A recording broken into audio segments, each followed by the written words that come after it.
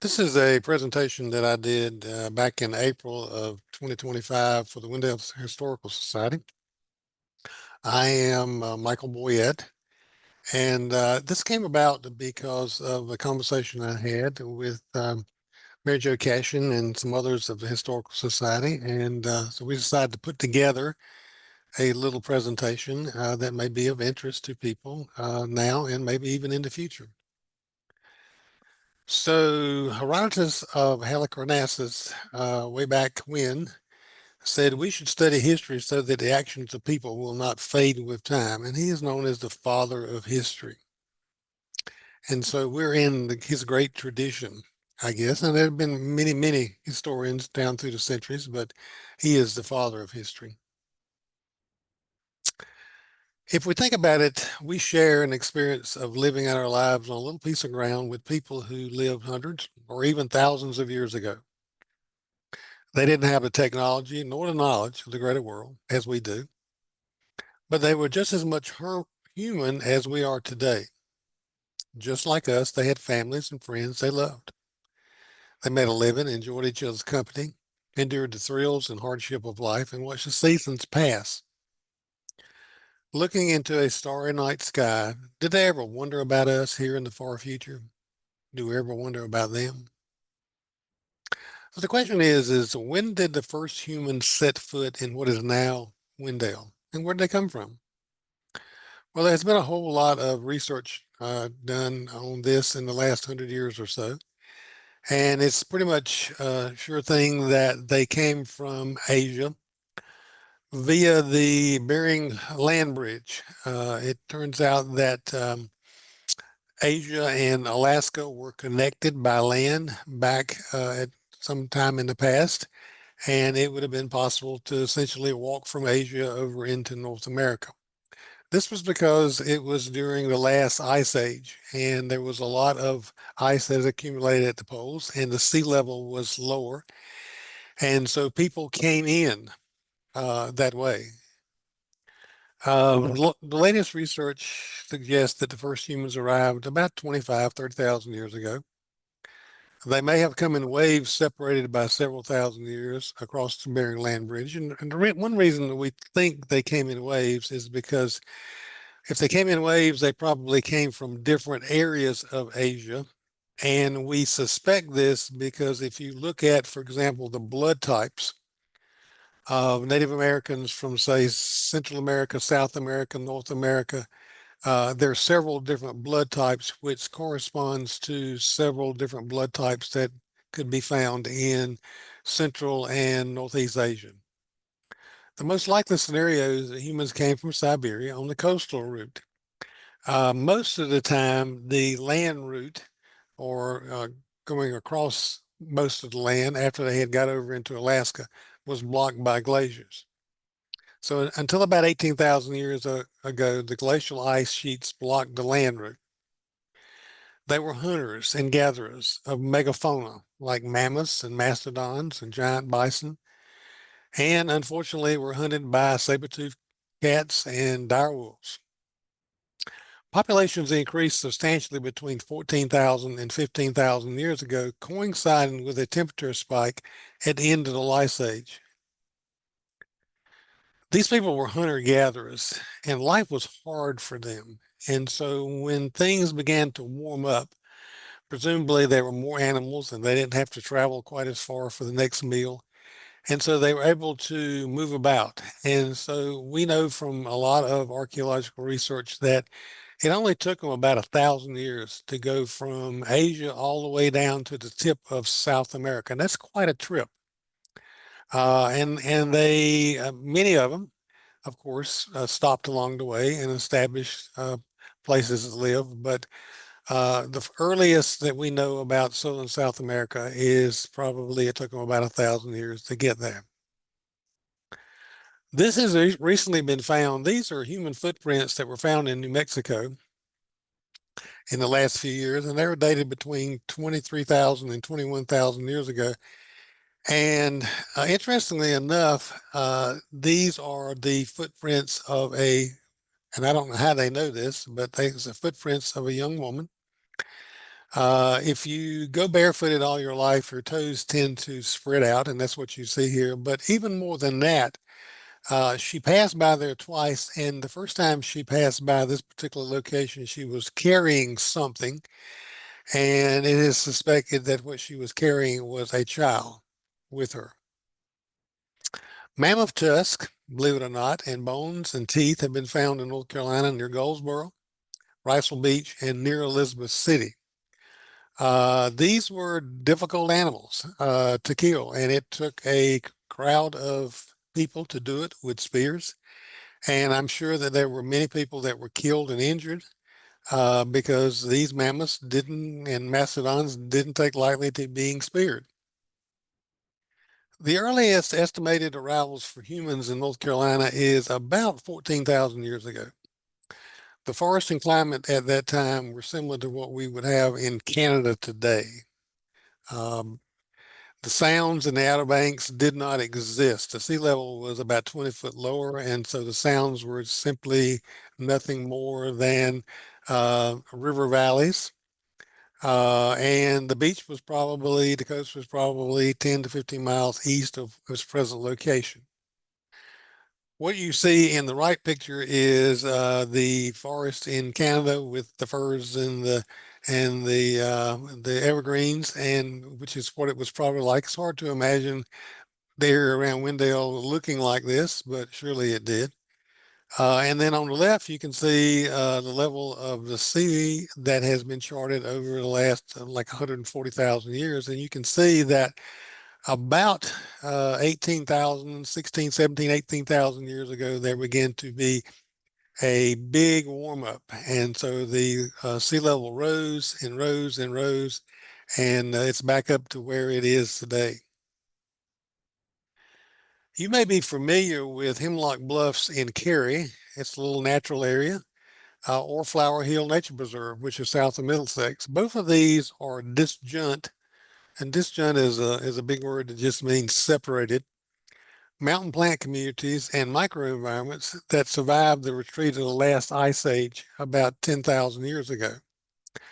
Uh, they both consist of areas on north-facing slopes, so they don't get a lot of sunlight. It is cool. And they were friendly to plants like rhododendron that we would see in the mountains, or mountain hemlock, or Galex, or other flora that is commonly found 200 miles west in the southern Appalachians. So what did they leave behind? Well, this is a picture of a cornfield. And it looks like it's been plowed at some time in the last couple of weeks, although it looks like it probably needs another plowing. But since the plowing, it has rained. And that is a really, really good time to go out and look for Indian arrowheads. And so I just say this because it's a fun thing to do. Occasionally, I've had people ask me, where's a good place around Eastern Wake County to go arrowhead hunting? And I tell them that there used to be quite a few places, but nowadays, not so much, because some of the better places where I hunted arrowheads 50 years ago or 60 years ago, they are now built up, and they are apartment buildings, or they're grocery stores or shopping centers or whatever. But the question is, what do they leave behind? And in fact, they did leave something behind. And so going out and looking, taking the kids or the grandkids out looking on a Sunday afternoon for arrowheads is a fun thing to do. Some places are obviously better than others. So what if you go out and you're looking arrowheads and you find these three, and they're only a few feet apart, let's say. Is there any way, and they're different from each other. The design is different. Now, an arrowhead or a spearhead is a tool, and people fashion tools to suit a certain circumstance or a certain uh, evolution in the technology. And so you see that they all three have a point, but how they are fashioned to attach to the spear or to the arrow is really different. And so the question is why did they evolve into different designs? And, how old are they? Are they the same age because they were found near the same place, or are they some different age? Well, this was a problem. that nobody had really solved, even not only for North Carolina, but also for Eastern United States until relatively recent times. We have to thank for this Dr. Jeffrey Coe. And Dr. Coe was a professor of anthropology at UNC. And he was widely considered the authority of Eastern U.S. anthropology and the father of North Carolina Native American archaeology. He started collecting airheads at an early age, and starting in the 1930s, much of what we know about Native Americans in North Carolina is a result of Dr. Coe's work. The really the most important site, not only in North Carolina, but probably in the Southeast, or one of the most important sites in the Southeast, is the Hardaway site. And it was first identified by an amateur archaeologist about 1937 near the Narrows Dam on the Yadkin River in Stanly County. And you can see on the right there is a picture of the Narrows Dam. The Narrows is exactly what it says. It's where the Yadkin River flowed through a narrow gorge, and it was a really good place to put up a dam. And so the Alcoa aluminum company built a dam there back about 100 years ago, I think about 1917, 18, 19, and it was used to process aluminum ore. And in 1937, this amateur archaeologist found a site not too far from there. And it has been called ever since the Hardaway site. And the reason it is called the Hardaway site is because the company that built the dam was the Hardaway Construction Company out of Georgia. But it was systematically investigated by Dr. Coe and his team and others. And it has a unique nature and a unique character. And recently, as 1990, it was designated a National Historic Landmark in North Carolina. What is so unique about the Hardaway site is that it was built on a terrace overlooking the river that was maybe about halfway up a hill. And it was a large enough area that the Native Americans could camp there and did. And it was a really ideal place because narrows were a good place to fish or to hunt or whatever. And so they camped there, but over the millennia as they camped, there was erosion of soil that came down onto the site. And so the site was stratified. And this is unique because we don't have very many, if any at all, other than Hardaway, stratified sites in North Carolina or even in the Southeast. And what Dr. Coe and his team found was in these strata were different types of arrowheads, and they were able to date these because there were also pieces of charcoal from campfires. And with the new technology of carbon-14 dating, they were able to date these different layers, and they were able to establish a timeline that helped date most of Eastern America's early history, certainly North Carolina's early history. So, if we go back and look at these three that supposedly we found on a Sunday afternoon outing, we can see that the one on the left is called Amara Mountain. It's was made about 5,000 BC. The one in the middle is a Kirk Point, so-called, from about 7,000 BC. And the one on the right is a Hardaway Point from about 8,000 BC. So we can see that obviously in this field that we go hunting airheads in, there were people there over a span of at least 3,000 years. And we know a lot more that there were people there a lot more than that. But we can say that because they, and for one reason or another, left these spear points or arrowhead points there. Why they left them there? They were really valuable to the Native Americans, but why they left them there is really a guess. They may have lost them. May have shot a deer or something, and the deer ran off with it, and they couldn't find the deer. There's just really no telling. Uh, but anyway, so we have solved the problem of when these different things were made. So If you look at the cultural and historical overview of Native Americans in North Carolina, it kind of breaks down like this. The evidence of first humans in North Carolina was about 12,000 BC, give or take. Then before 8,000 BC is what's known between 8,000 and 12,000 BC is known as the Paleo period. And then came the Archaic period, which was from about 1,000 BC back to about 8,000 BC. And then the Woodland period, 1,000 BC to about 1600 AD. And the Woodland period is the period that we most associate with Native Americans or Indians. And by the way, I use these terms interchangeably. I hope I don't upset anybody by doing that. But that's what we really think of. We think of Indian villages in the woods, and from about 1,000 BC up to 1600 AD. And then the historic period is after 1600 AD. And 1600 AD is a good cutoff point from when the Native Americans were first exposed to the Europeans. Furthermore, each one of these periods indicate a definable change in the technology. Technology changed slowly, but it did change. And so because of this change, we can sort of group them into exactly when this happened and when that happened, when this technology came along or not. So looking at the Paleo period, we know that the groups of people consisted of a few widely scattered mobile family groups of 15, 20 men, women, and children. They roamed around in essentially an empty continent.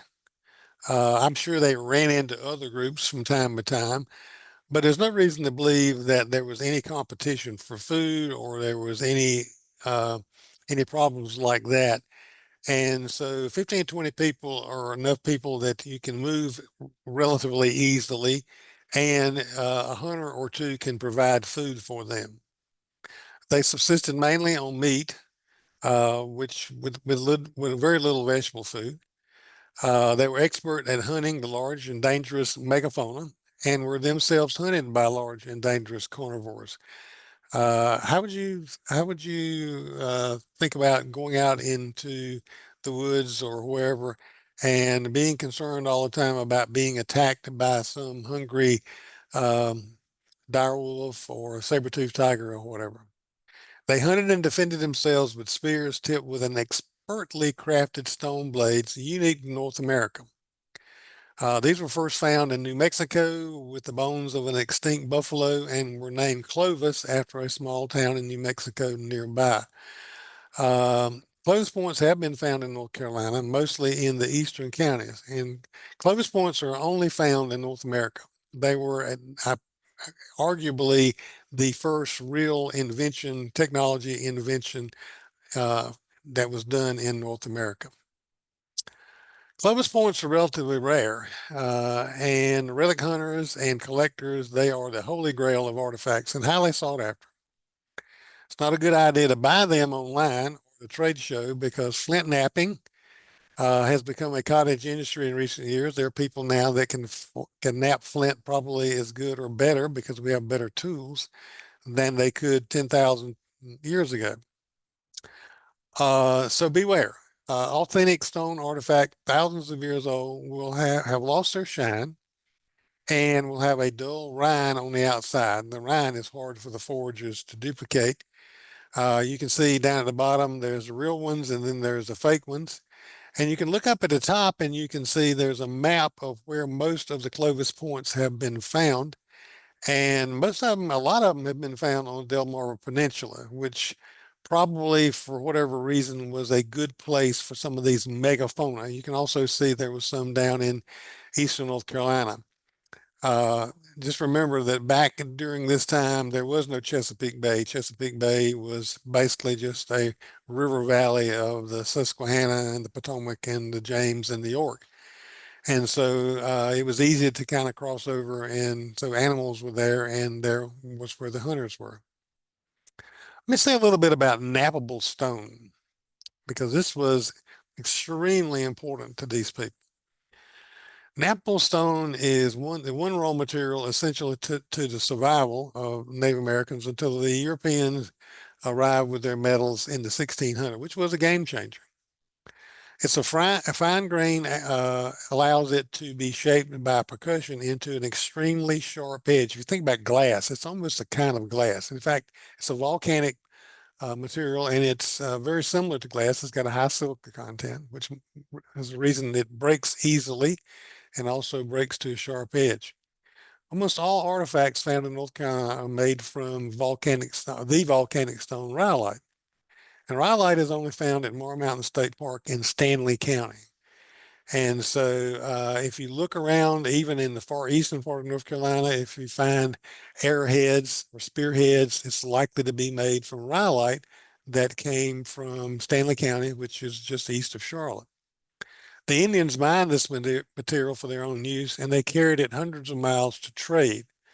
A local substitute was clear and milky quartz, and there's a milky quartz there on the left and a clear quartz in the middle.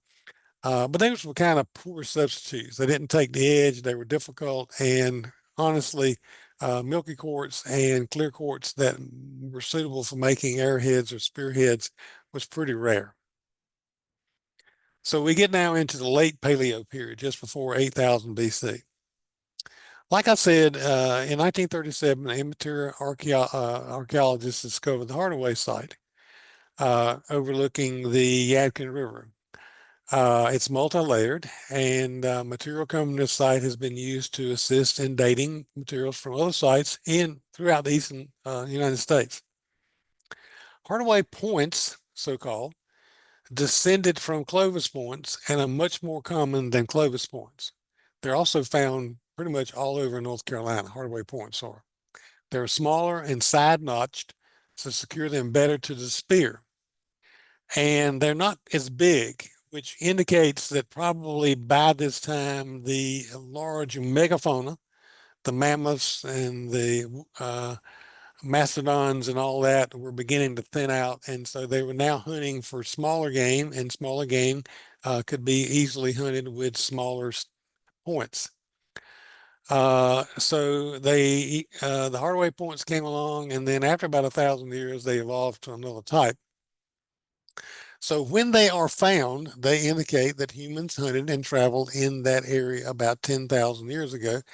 And these are Hardaway points. And later on, I'm going to show you some Hardaway points that were actually found around in the Wendell area. That's how we know that there were people in the Wendell area 10,000 years ago, because they left a trace for us. This is a really good kind of diagram, just so that it shows the evolving of the Clovis points into the Hardaway points, into the Hardaway Daltons, and then the Hardaway side notched. And so they evolved over a period of time, and you gotta understand, or gotta believe, that they evolved because they just were better tools. You didn't need big blades. Big blades required a lot of knappable stone, whereas smaller blades didn't. And so it was just a matter of being smart and economical with the material that you had on hand. Then we go into the early Archaic period, and the climate was now becoming more like today. The spruce forests were slowly being replaced by deciduous trees. Most of the deciduous trees that we have growing now in North Carolina came up from the south. The pines certainly came up from the south, the oaks, the sweet gums. They came up from the south. And so the sweet gums that are ubiquitous in our area came up from the south. And they are actually, believe it or not, we have Flower Hill and Hemlock Bluffs as disjunct microclimates. Well, there are actually microclimates down in Central America on tops of mountains where it's a little bit cooler than the jungles down below, where they're growing, believe it or not, sweet gum trees 1,000 miles or more from the nearest sweet gum trees up in North America. The megafauna became extinct. Food now was white-tailed deer, small mammals, shellfish, birds, acorns, hickory nuts, berries. Corn notching slowly disappeared. The population in mobile bands increased in size from 50 to 100 people. They moved from the Piedmont in the summer to the coast in the winter, and they lived in semi-permanent camps supplied by ranging hunters. They generally avoided the mountains and stayed in one drainage. For example, the Roanoke, Tar, Neuse, Cape Fear. Different bands occasionally met to trade and to find marriage partners. It's also interesting that they went to the coast in the wintertime. And maybe they understood that, and where they lived a lot on shellfish, and there are actually shell mounds all along the coast, North Carolina, Virginia, South Carolina, all of Georgia, Florida. There are shell mounds all along where Native Americans gathered over probably millennia and ate shellfish and threw the shells into a big pile. And so maybe they understood that it is better to eat shellfish in the wintertime. Remember the old thing about only eat oysters in months that have an R in it? Well, maybe they didn't, their months didn't have R's in it, but at least they understood maybe that it was better to eat oysters in the wintertime. Also in the middle Archaic period, the shape of the spear points continued to evolve, and they evolved into what's known as the Guilford points. And the Guilford points probably were the way they are, and they were long and slim. They looked a lot like a willow leaf, and they were because of the adoption of the spear thrower, the atlatl. And the atlatl is a Aztec word. It's from Aztec origin. It's not known where they got the idea of the atlatl from. They may have got it from word of mouth from all the way from Mexico. We don't know. But an atlatl is one of those things that were invented several different times around the world at several different places, and we really just don't know how that information traveled. The spears that we used with atlatl were just large arrows. They were shorter and lighter, and the atlatl could give them more distance and accuracy. Basically, what the atlatl did was kind of lengthen the throwing arm. The atlatl often carried a counterweight for stability called banner stone, and it started off being just a stone tied to the end of the atlatl. Later on, they became drilled and polished, like you see there on the right. But they were counterweights, and they helped to steady it as they were throwing it, and also helped to give it the atlatl itself a little more range. Also, during the late Archaic period, we begin to see the toolbox of these Native Americans begin to fill up. And one characteristic that sets humans apart from most other animals is that they make and use tools. I'm sure you're familiar with the term Homo sapien, which means in Latin, wise human. But other people have called it Homo faber, and that means human, the tool maker or the tool user. During the late Archaic period, the Indians increased their toolkits, but with stone axes and knives and drills and scrapers. At first, the axes were crudely made of chipped stone, which you can see there on the left. This is an example that was found up near Carr Lake, not by me, but by somebody else. And then later on, they began to take river cobbles and grind them down so they could be easily hefted onto a wooden stick. And then they could sharpen the blade a little bit. Now, it's not likely that they used these to chop down large trees, but they were good for driving stakes in the ground and they were handy for other things. Maybe it was more of a mallet than it would think of it more of as a mallet than an axe or a hatchet. Also, during the late Archaic period, there were other innovations. Uh, any plowed field that you find around in North Carolina, particularly those that are near water, there is evidence of a large late archaic campsite. And usually the tip off is this: is you start finding rhyolite chips, which means they were sitting there at some point in time making arrowheads. The evidence, I say, consists of chips and stone grinding and nutting stones and scrapers and drills. Sometimes you will find soapstone fishnet sinkers and cooking stones, and well as pieces of heavy soapstone cooking vessels. Soapstone, which is a member of the mineral stearite, can be found in several locations in North Carolina, and they're actually outcrops all along the shores of Falls Lake and in the mountains. And so this is a carvable stone, can be easily carved. It's actually the same stone that we make talcum powder out of in a more pure form. But it can be carved into a lugged bowl, and then they could cook in this. Also, during the late Archaic period, probably the most characteristic is what's known as the Savannah Point. And these were first identified in on the Savannah River, in the Savannah River on Stallings Island, which is near Augusta. And they are associated all over eastern North Carolina with the late Archaic period. In addition to being used with a large atlatl spear, they're likely to have been hafted to a short handle and can be used for a butchering knife or a dagger for personal protection.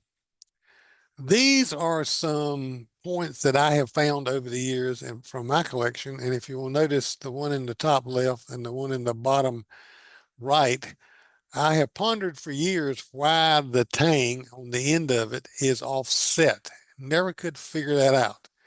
And then later on, I saw the picture like the one you see up in the right top.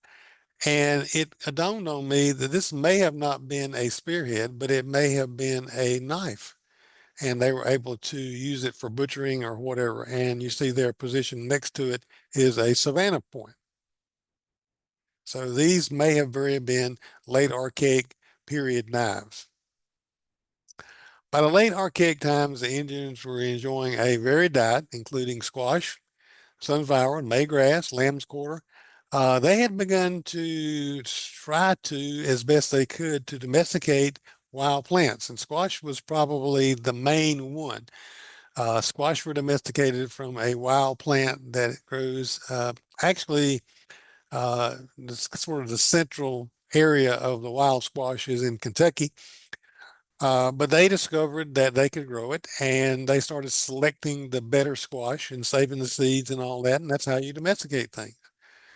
Chestnut trees were abundant because there was no chestnut blight and there were chinkapins. And I don't know whether you've ever seen a chinkapin or not. Not likely you've ever seen one growing in the woods, but they used to be common. And they're basically just a small chestnut. They also ate hickory nuts. Hickory nuts are hard to crack and it's hard to get the nut meat out of them. And so one of the ways they would use hickory nuts is they would just take the hickory nut and crack the whole thing, shell and all, on a stone, and then they would just put it into a pot and cook it, and the shells would come to the top, and the meat would go to the bottom, and that's how they separate it.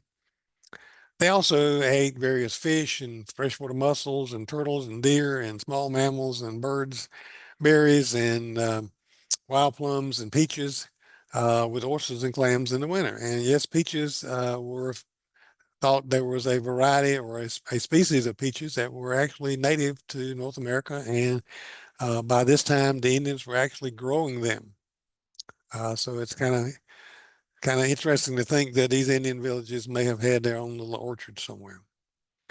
By 1000 BC, the Indians had reached what is known to anthropologists as the primary forest efficiency, which means that they had learned not everything that there was to know about the resources that were in the forest, but most of it. And they were have learned to live well. And this not only means what they could eat, but also medicinal herbs and different types of minerals and things that they use. It's interesting that they were troubled by lice, and they had learned that there is a plant that grows up near the mountains that the root can be used to make a salve that they put on their head, and it would eliminate the lice. And they tried on many occasions to try to grow this further east, and it just never would. Pottery making was probably one of the big innovations, and it kind of moved up from the south about 2500 BC. Pottery is another example of a technology that developed over a period of time in many different places. The first known pottery that we know of anywhere in the world is probably came from Japan, but it developed we know it developed in Central and South America 6 or 7,000 years ago. It developed here. Now, did somebody travel overland and teach these people about pottery making? We don't know.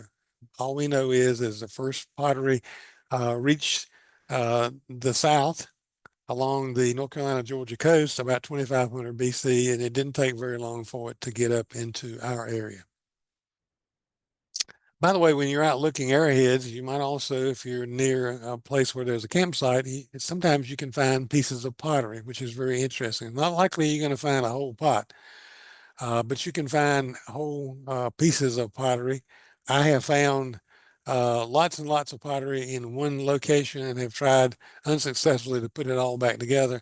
It's not easy to do. It was no longer becoming necessary for these people to wander around in search of food. They began to settle into semi-permanent villages, and they had palisades around them for protection. Protection from what? Well, maybe protection from wild animals, protection from other tribes who knew, for example, they were that they had supplies of corn or whatever, or food. And so it kind of tends, you kind of tend to get the idea that there may have been some competition for food resources and other resources among these. So the woodland period is from about 1000 BC to 1600 AD. And it's characterized by these innovations. And as like I said at the beginning, this is really the idea of the Native Americans that we probably have when we think about Native Americans. And they were settled into a permanent village. They didn't move around very much, although sometimes they could up and move. Pottery making came along and they got pretty good at it. And they learned some of the techniques to keep it from cracking while it was being fired and keeping it from cracking while they were using it. Horticulture had come along and also corn production. The bow and arrow replaced the atlatl and spear. And here again, here's a technology that was discovered or invented in many different places around the world at many different times over a period of probably 8 or 10,000 years. We have absolutely no idea how it came into what is now North Carolina. We do know that there were intertribal conflicts. And the main thing that happened during this time was what's known as the Mississippian phase, which was about 450, 500 years from about 1000 to about 1450 AD. And this was a game changer. And it really evolved from a number of different things. By the way, this is just a picture of some tools from a collection that I have, and you can see that there's hardware points and there's drills and there's some actually airheads that appears to be reworked. And so what if you're out hunting and you break the arrow point or the spear point? What do you do? Well, you can resharpen it. It'll be shorter certainly than it was before, but it might just do. And there's the end scrapers and there's those knives that we were talking about earlier. Uh,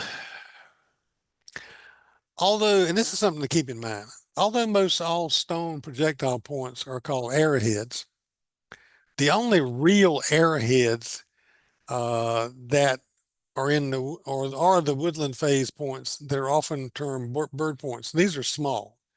If you think about it, a savanna point or whatever would just not be good with an arrow. It would be just too heavy. And so we find these really small, and I have found some that were not much more than a half inch long. And when you find these, you think, well, they were probably the only real arrowheads. And so we call them all arrowheads, and sometimes we call the real little ones bird points. So Potter is another example, as I said, of technology that has been invented at several different places.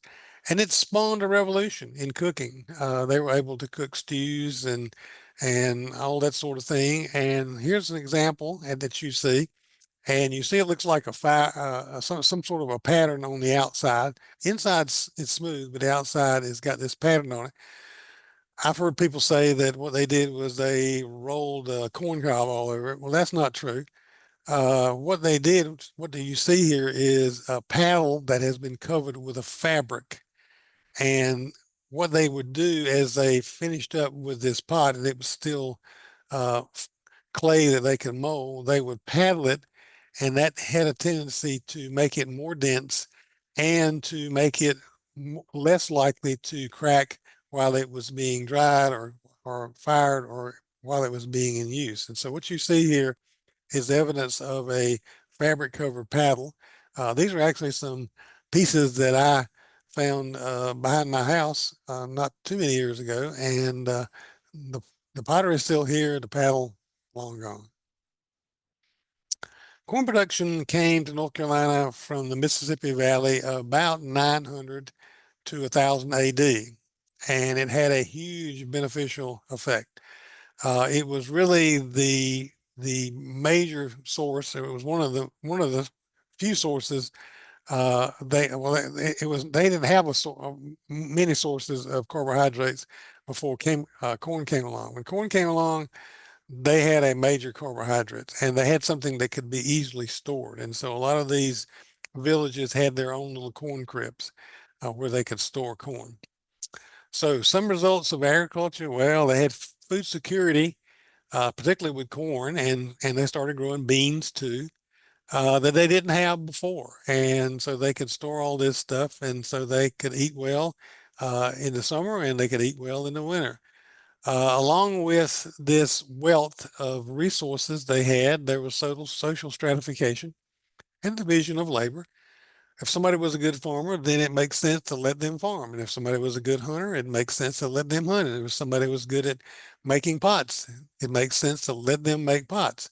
Everybody didn't have to do everything. There was also public and private wealth by accumulation, surplus accumulation. So there were villages that had good soil and they could accumulate wealth and they had to protect it. And so you got to organize military.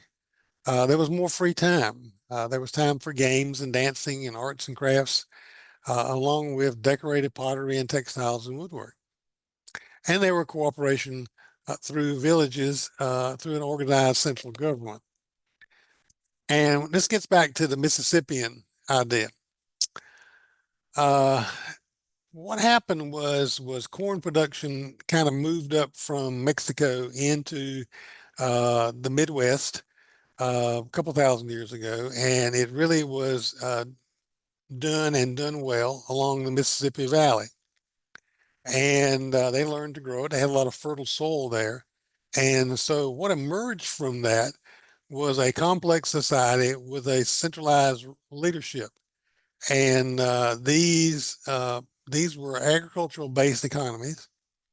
They had distinctive art and architecture, and the main thing they did was they constructed earthen mounds. And it was not only in the Midwest, and in fact, the main area was the area around St. Louis, where St. Louis, Missouri is now. That was the main area for this big complex. It was almost like a big chieftain, I guess is a good way. But they spread the gospel of corn and they spread the gospel of building mounds for various reasons all over the eastern United States. And here's an example. You may be familiar with the Town Creek Indian Mound in Montgomery County. And I have been to several Indian mounds, Mississippi and other places. And it's hard not to see that there is semblance between these mounds and some of the pyramids down in Mexico, the Mayans and the Aztecs. And so the question is, again, where did this technology come from?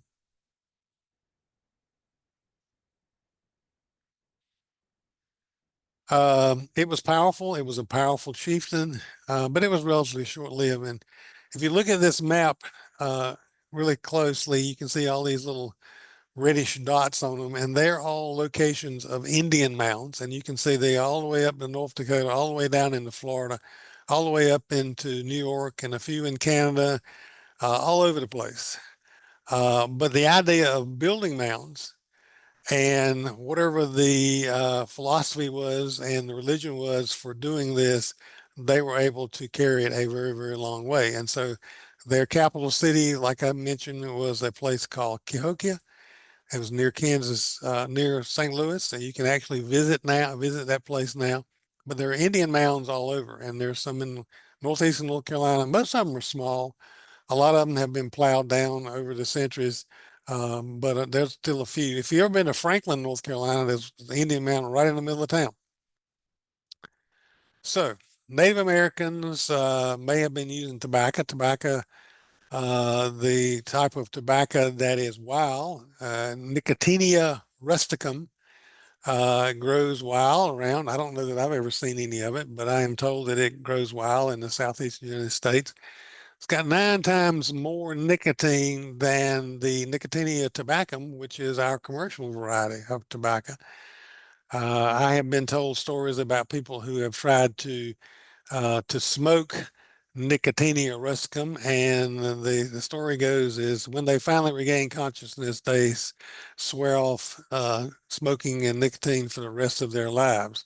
What you see here at the bottom is a pipe made out of soapstone, and it was used certainly in around in different villages. And some of the early explorers that came through here said that the people were very much addicted to smoking, and so smoking was something that probably a greater portion of Native Americans do than even we do now. We used to smoke a lot, but we don't smoke as much as we used to. In North Carolina, by the early 1600s, 1500s, the Tuscarora were extensively farming the sandy loam soil in the upper coastal plains of North Carolina. And this is an area, Pitt County, Wayne County, Wilson County, Lenore County, Johnson County, some of these places. And they had come down from New York, probably a couple thousand years ago, maybe not all at the same time, but they were basically too an agricultural society. They grew corn and beans and were their main crop. But they had about 20 other minor crops. They also had domesticated dogs, and believe it or not, they put up martin gourds for the same reason that we put up martin gourds. They liked them. I guess they thought they were pretty, but they also understood that martins eat a lot of mosquitoes. Then it all changed. The Europeans come to North Carolina. Probably in the early 1500s, there were European vessels that had come along the Outer Banks, but we don't have any record of any of them stopping or coming ashore or whatever. The first indication that we have is that in 1539, Hernando de Soto, who was a Spanish explorer, he left Havana, Cuba, with about 600 soldiers and a whole lot of livestock. And he sailed up into the upper end and north end of Tampa Bay. And then they moved up through Florida, marched up through Florida, through Georgia, through South Carolina, and they marched into North Carolina, somewhere around Charlotte. We don't know exactly. And eventually wound up at the large Indian town of Georgia, which is located near present day Morganton in Burke County. In 1566, Juan Pardo also visited Jora, and he came ashore along about Paris Island and pretty much did the same thing. He came up to Jora, he built a fort, he left a few dozen of his soldiers there, and then he left a short time later, went on over the mountains on down to Mississippi. When they finally came back to see what happened to the soldiers, the fort was gone and the soldiers were gone. So we really don't know what happened, other than probably the Indians killed them. 1585, Sir Walter Raleigh sends the lost colony to Roanoke Island, and we all know what happened to that. 1607, they sent a colony to establish Jamestown in Virginia on the James River. And the history of early Jamestown is fascinating reading because they almost failed a couple of times. In fact, one time they had packed up and were leaving and were almost out of Chesapeake Bay when they ran into Lord Delaware, and he said, "Hey, I got a better idea how to govern this place. Let's go back and try it one more time." 1622, they had a massacre there. There was a war.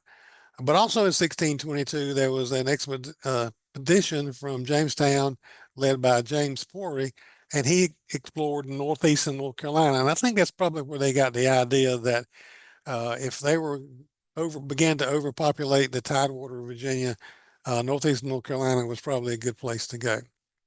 We do know that from the records that the first European settler in North Carolina was likely to be Nathaniel Batts, and this was about 1655.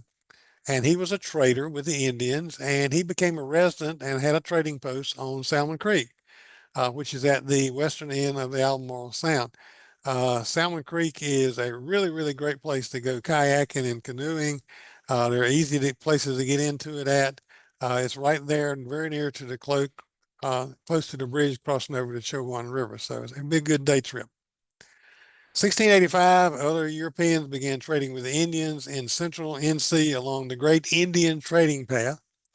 And in 1669, John Lederer explores the Piedmont and the mountains and wrote a little bit about it, but not much. So a little bit about the Great Indian Trading Path. That Great Indian Trading Path was a path that the Indians had established probably millennia ago that ran roughly from Petersburg, Virginia, down to about Augusta, Georgia. And interestingly enough, it sort of follows, Interstate 85 sort of follows the old Indian trading path. And there are places that the Indians would trade up and down. And so it was very natural. When the Europeans came into Virginia, they started sending traders, European traders, to trade with the Indians along this trading path. And here's a picture of, here's a road sign that says trading path. And here is a trading path. And it's kind of hard for me to believe that, and you can see how it looks like it's worn down quite a bit as it passed over this hill. It's kind of hard for me to believe that just a bunch of moccasin feet could cause it to wear down like this. What is more likely to happen, and in fact, there's been some research recently done, University of Georgia, talking about how a lot of Indian paths eventually turned into roads that the Europeans use. And of course, the reason is why not? You got a path going from one place to another place. Let's go ahead and use it. And a lot of the Indian paths tried to avoid as best they could crossing major rivers. So I think what you see here in the background, where it's kind of worn out, dished out looking, is not so much from the Indians, but probably from the Europeans who later on used wagons and carts and whatever, and it kind of kept the place rutted and it eroded away. So thank you for viewing this presentation, and please consider joining and supporting the Wendell Historical Society. It's really great. It's really one of the great historical societies, local historical societies that we have here in North Carolina. And if you do so, this guy here that you see will be proud of you. And then down there is the website of the Wendell Historical Society. Thank you for listening.